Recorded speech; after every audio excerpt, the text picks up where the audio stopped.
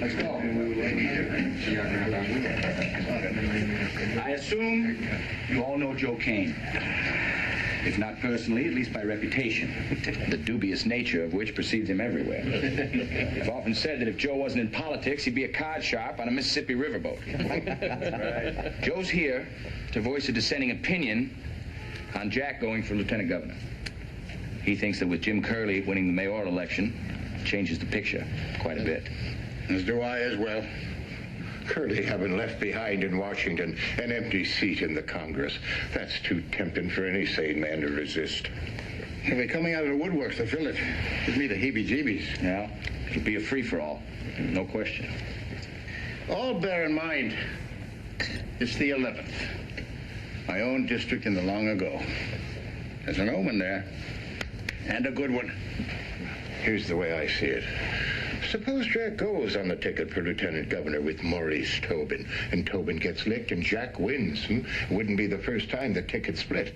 And there'd be Jack, sitting on the right hand of a Republican governor. Might as well be sitting on the North Pole. A brilliant career ended at age 28. Let's consider the lad's reputation, what little there is of it. It's not in local or state politics. No.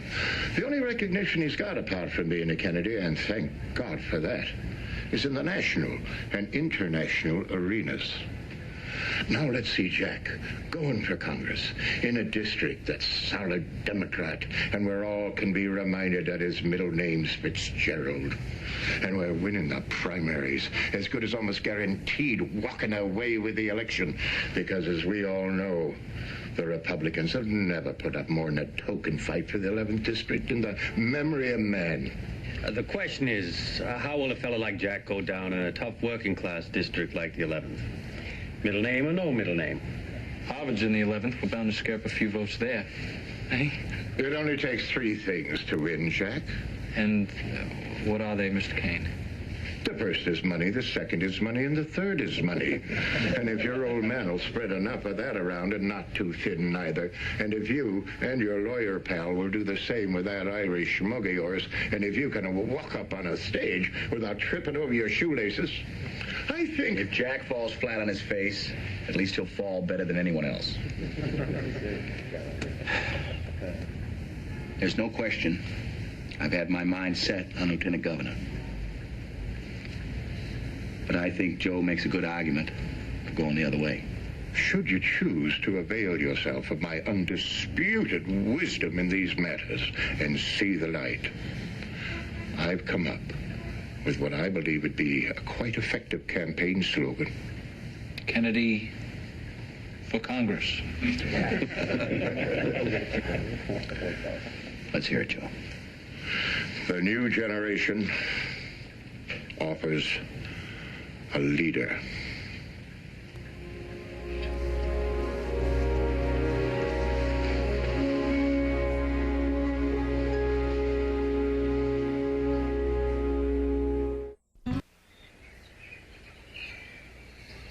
All right, let's get to the distaff side of this operation.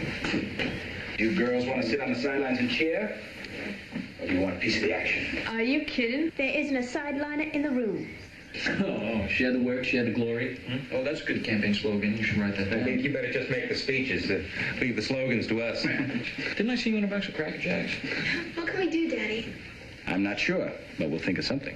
There'll be plenty of work to go round. You could run the nursing stations.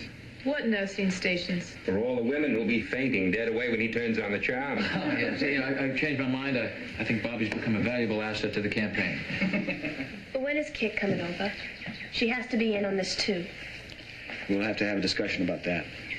What discussion? Why? Could be a problem. Oh, what problem?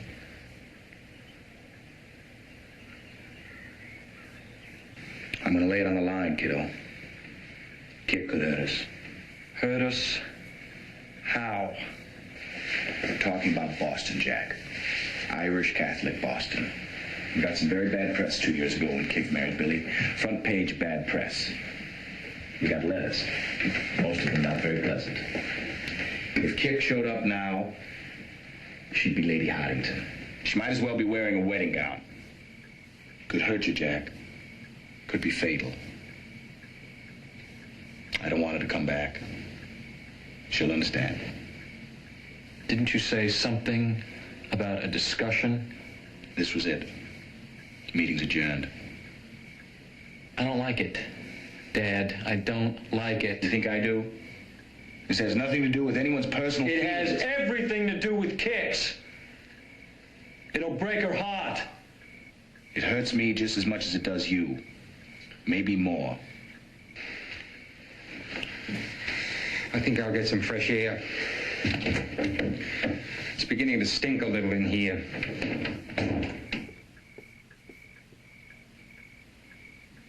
She'll understand. She wouldn't want to do anything to hurt your chances. At least I should be the one to tell her. Jack, if there's any dirty work to be done between now and Election Day, and there will be, I'll be the one to do it. I know how.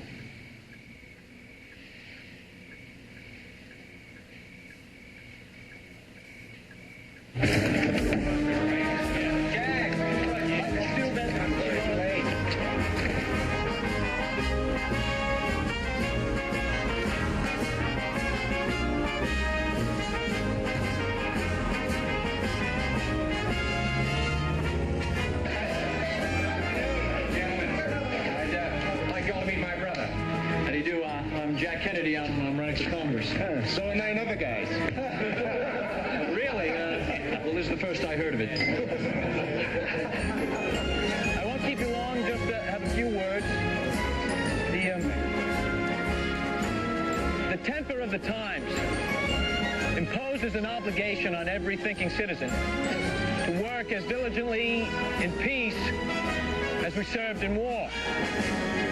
Now, everyone who is able should do his utmost in these days of world and national progress to contribute his talents in keeping with his abilities and his resources. We forget that dependence on other people is with us in civilian life just as it was in the war. We are dependent on other people nearly every minute of our lives. In fact, if we only realized it, we are in time of peace as interdependent as the soldiers were in time of war. And I think I understand some of the feelings of many of you here. Because my mother lost a son in the war. She's a Gold Star mother too.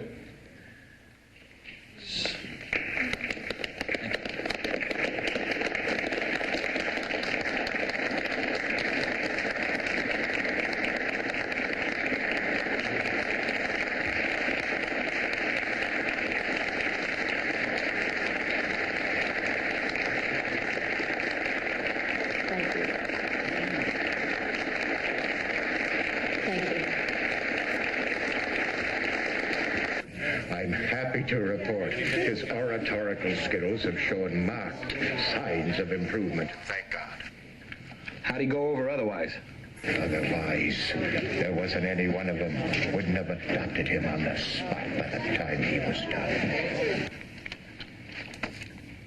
And the fact of the matter is that until 2 weeks before this campaign began, John F. Kennedy wasn't even a registered Democrat in the city of Boston.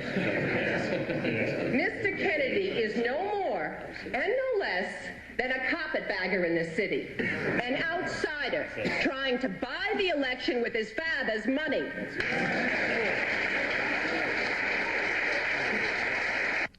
Damn it! No limousines! If I catch anyone in a limousine between now and June 18th, he's out. And if I catch Jack in a limo, he's out and I'll run myself. No limousines! And I suppose when Dad first presented me with this idea last summer, I had some mixed feelings about being a stand-in for Joe.